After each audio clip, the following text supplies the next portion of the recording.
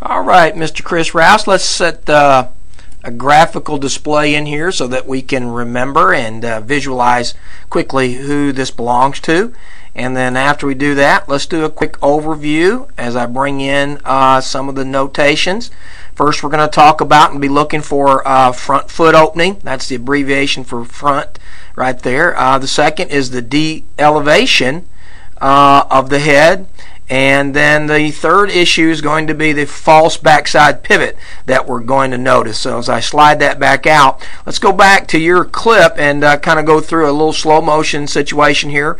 Walk you through it as you're getting set up here. Now let's notice right away really at the front foot. Let's take a quick look right here at the process as you go from the A position here, which is pretty, I might bring the hands in a little bit more here so that there is limited space between these two, the knob and the back of the head, and we'll talk more about that maybe later. Give you some room to flow. You're really almost in a B load position here, even though you got the hands are still basically over or inside that foot. That's something we're going to talk about a little bit later, but I want to talk about this first, then I can control that later because this is really the steering wheel. Front side steers everything. So let's go through. Now we're going to go down and get into a B position. Boom. Now I want you to notice how you come down.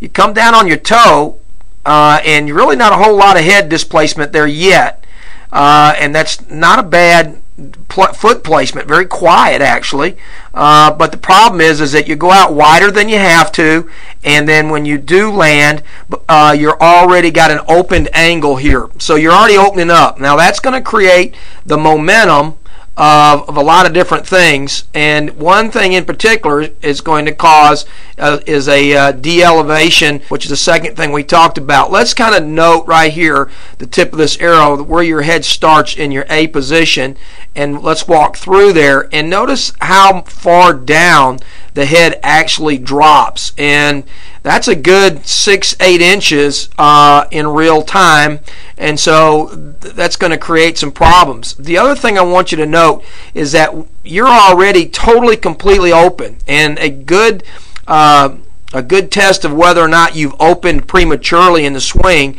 is to have yourself or somebody who's watching you at the completion of your swing identify what the toe position is,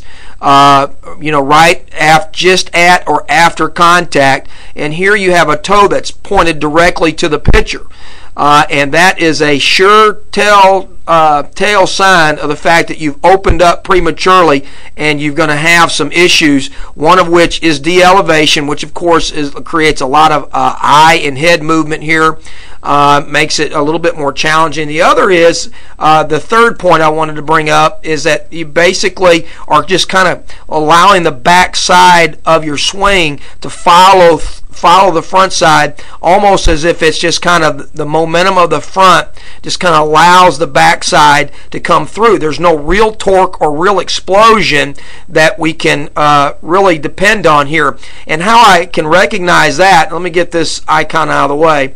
So I want you to notice how you come up on your tippy toes here as we get into the swing. You go out, boom.